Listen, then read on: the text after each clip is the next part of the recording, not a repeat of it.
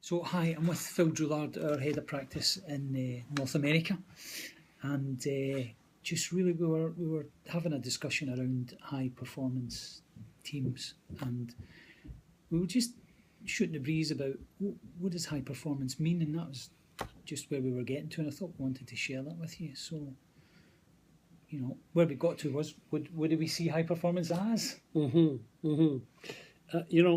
me, John, I would define what I think organizations and leaders do really well is they use their innate knowledge and skill that they build inside of an organization to accomplish their objectives, their goals, their direction.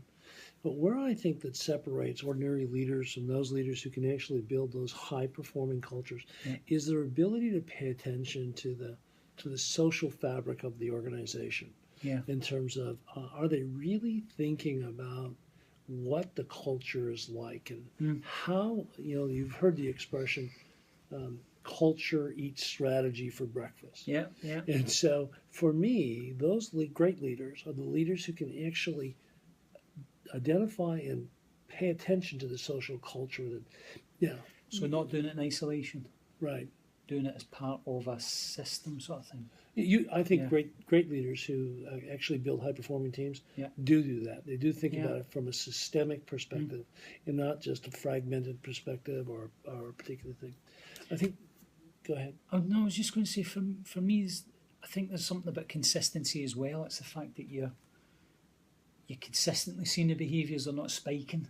It's because I think often what we get is when things are going well, we'll get good high performance behaviours, but then when we get maybe a bit of pressure or stress on us, you might see a spike where people don't particularly behave in a high performance way. So that was something we some of the best leaders I have worked with in creating high performance environments, they've created a compelling vision, a rally cry, if you will, a bit like I'm sorry to interrupt you. It's just this thing about vision comes up all the time.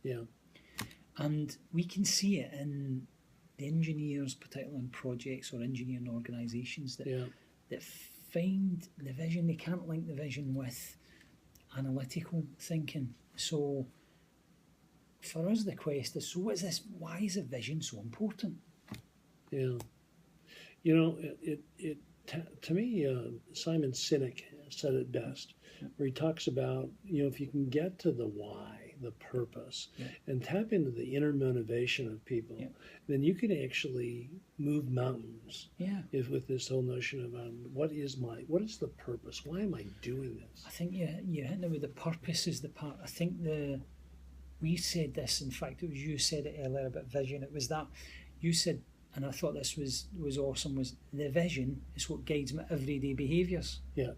Which sounds a bit strange, doesn't it? Because you would think that your everyday behaviours are driven by the task. But the task is almost the thing that you got to do. So you know to do it. You turn up, I got a to-do list, this is what I do.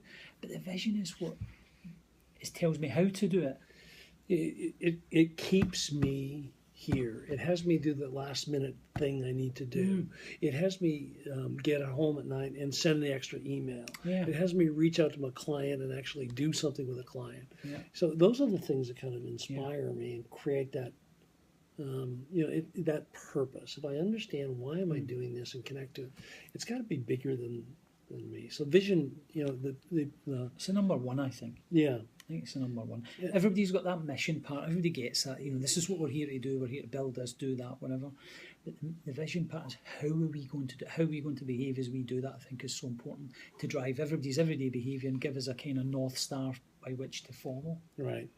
So I think it was interesting for us to think about it, and I guess when you boil it down, it's maybe not the answer to everything, but certainly for us that high performance, or for me certainly high performance is consistently displaying the behaviours, having that vision that gives you some indication as how you should behave.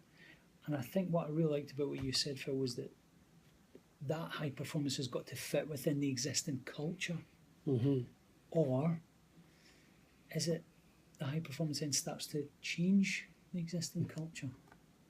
That's probably the next one we need to do. There we go. Let's save that for our next one. Thanks very much.